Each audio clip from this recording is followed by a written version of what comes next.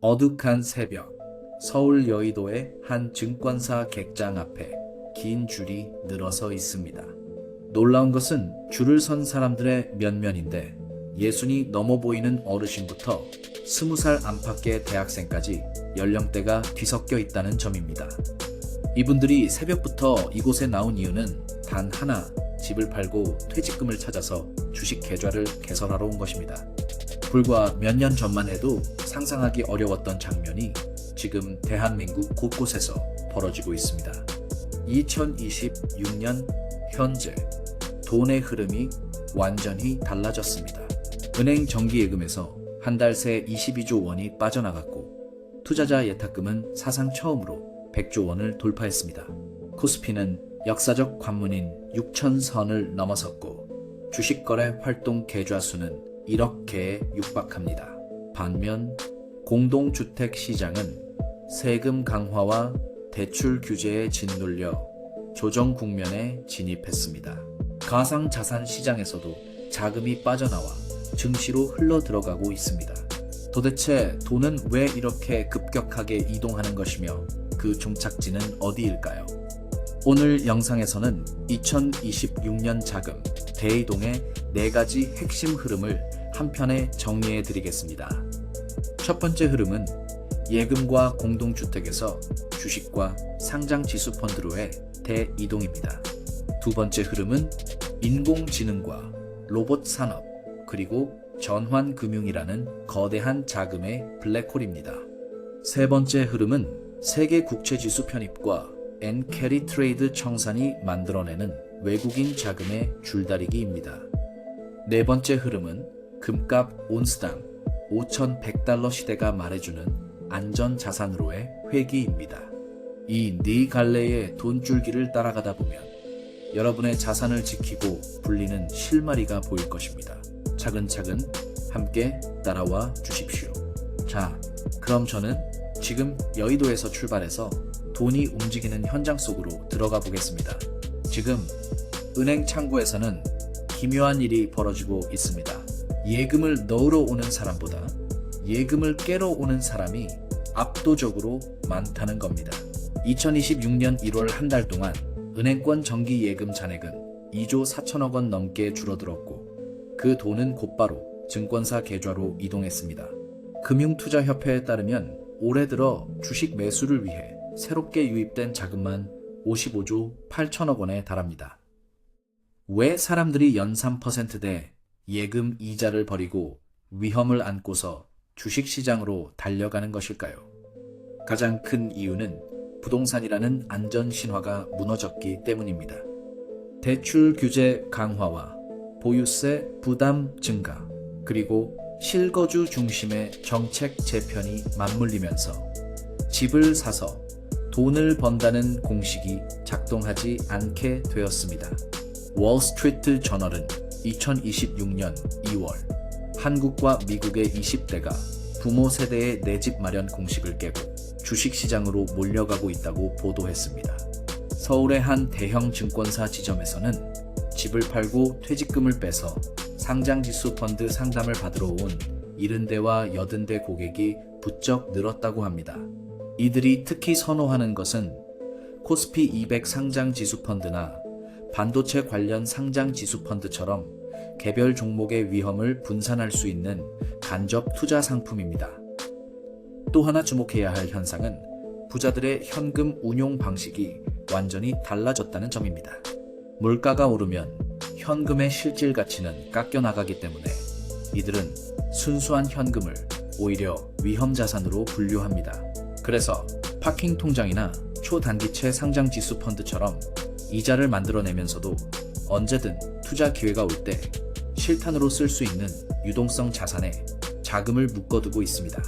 결국 2026년의 첫 번째 자금 흐름은 명확합니다. 잠자는 돈이 깨어나 예금과 부동산에서 빠져나와 주식시장과 상장지수 펀드라는 새 터전으로 대이동하고 있는 것입니다.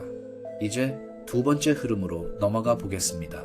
돈이 주식시장으로 들어왔다면 그 안에서 또 어디로 몰리고 있을까요? 답은 인공지능과 로봇 산업입니다. 2026년 전 세계 인공지능 관련 지출 규모는 2조 5천억 달러로 예측됩니다.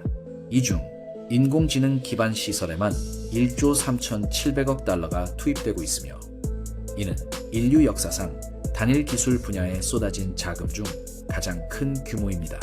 올해 3월 기준 대형 기술주 가운데 인공지능과 연결된 종목들의 수익률을 보면 클라우드와 반도체와 로봇 분야에서 100%가 넘는 상승률을 기록한 기업도 나왔습니다.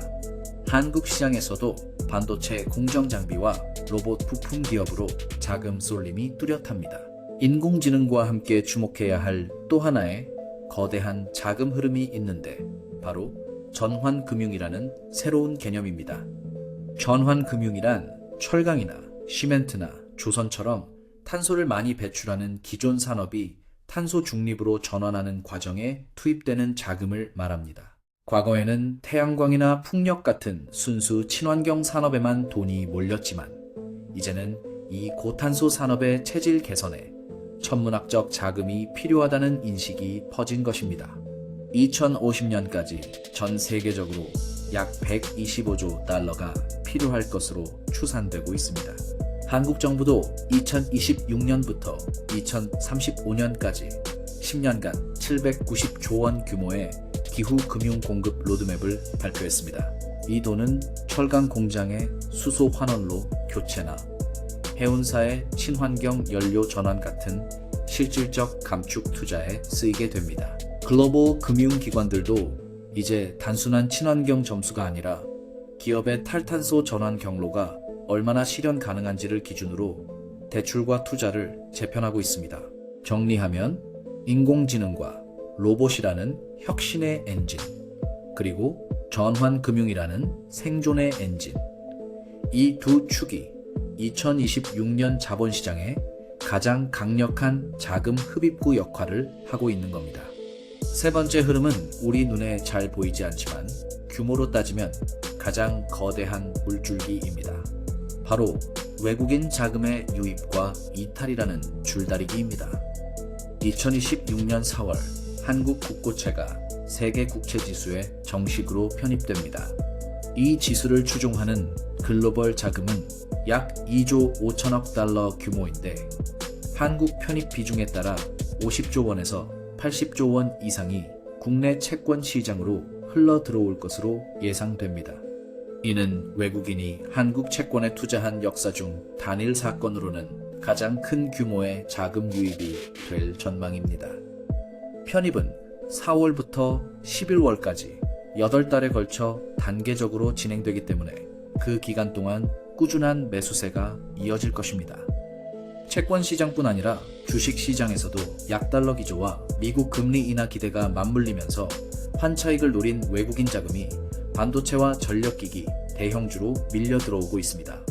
반면 이 밝은 그림에 그림자를 들이우는 변수가 있습니다. 바로 N-carry 트레이드 자금의 청산입니다. 일본의 초저금리를 이용해 엔화를 빌려서 고수익 해외 자산에 투자하던 이 돈이 일본 은행의 금리 인상과 엔화 강세로 인해 손실 위험이 커지자 기존 투자처에서 빠져나가기 시작한 것입니다. 미국과 일본의 금리 차이가 좁혀지면 이 청산 속도는 더 빨라질 수 있고 한국을 포함한 신흥국 시장에서 외국인 자금이 갑자기 이탈하는 충격파가 올 수 있습니다. 그러니까 세 번째 흐름을 한마디로 요약하면 세계 국채지수 편입이라는 역대급 호재와 N-carry 청산이라는 잠재적 악재가 동시에 작동하는 아슬아슬한 줄다리기라는 것입니다. 투자자라면 이 두 힘의 균형을 반드시 주시해야 합니다. 자, 이제 마지막 네 번째 흐름입니다. 금값 이야기를 하겠습니다. 2026년 1월 금 가격이 온스당 5,100달러를 돌파하며 사상 최고치를 경신했습니다. 은 가격도 온스당 109달러를 넘기며 역대 최고를 찍었습니다. 왜 이 오래된 금속 덩어리에 전 세계의 돈이 쏟아지는 것일까요? 핵심은 불확실성입니다. 지정학적 긴장과 무역전쟁 우려, 그리고 미국 재정 적자 확대가 겹치면서 투자자들이 어떤 정부도 마음대로 찍어낼 수 없는 실물 자산으로 도피하고 있는 것입니다. 특히 주목할 것은 각국 중앙은행들의 금 매입량입니다. 2024년부터 신흥국 중앙은행들을 중심으로 달러 보유를 줄이고 금 보유를 늘리는 추세가 가속화되었고, 이것이 금값 상승에 가장 강력한 바닥을 깔아주고 있습니다. 물가가 오르는 국면에서 이자율이 고정된 채권은 실질 가치가 깎이기 때문에 채권에서 빠져나온 돈이 금이나 구리 같은 원자재로 이동하는 것도 자연스러운 흐름입니다. 한 독립 분석가는 2026년 금값이 온스당 최고 6,400달러까지 오를 수 있으며 연평균은 5,375달러가 될 것이라고 전망했습니다. 이 숫자들이 말해주는 메시지는 분명합니다. 2026년의 돈은 과거처럼 단순히 이자를 주는 예금이나 오르기만 하던 집값에 묶여있지 않다는 것입니다. 지금까지 살펴본 4가지 흐름을 정리해 보겠습니다. 첫째, 예금과 부동산에서 깨어난 자금이 주식시장과 상장지수 펀드로 대이동하고 있습니다. 둘째, 인공지능과 로봇, 그리고 전환금융이라는 두 축이 자본시장의 가장 강력한 자금 흡입구 역할을 하고 있습니다. 셋째, 세계 국채지수 편입이라는 호재와 엔캐리 청산이라는 악재가 외국인 자금을 놓고 줄다리기를 벌이고 있습니다. 넷째, 금값 온스당 5,000달러 시대가 보여주듯 불확실성의 시대에 안전 실물 자산으로 돈이 회귀하고 있습니다. 결국 이 모든 흐름을 관통하는 단 하나의 원칙이 있습니다. 돈은 가만히 있지 않는다는 것입니다. 돈은 항상 가치가 보존되고 증식될 수 있는 곳을 찾아 기민하게 움직입니다. 과거에는 그 목적지가 은행 예금이었고, 그 다음에는 부동산이었고, 그 다음에는 가상자산이었습니다. 지금 이 순간 돈은 혁신과 전환과 안전이라는 세 개의 키워드를 따라 이동하고 있습니다. 이 거대한 물줄기의 방향을 잃지 못하면 내 자산은 서서히 마르게 되고, 방향을 읽어낸다면 그 물줄기 위에 올라탈 기회가 열립니다. 오늘 영상이 여러분의 돈이 어디로 향해야 하는지 생각하는 작은 나침반이 되었기를 바랍니다. 돈의 이동은 끝나지 않았고, 다음 물줄기는 지금 이 순간에도 방향을 바꾸고 있습니다. 끝까지 시청해 주셔서 감사합니다.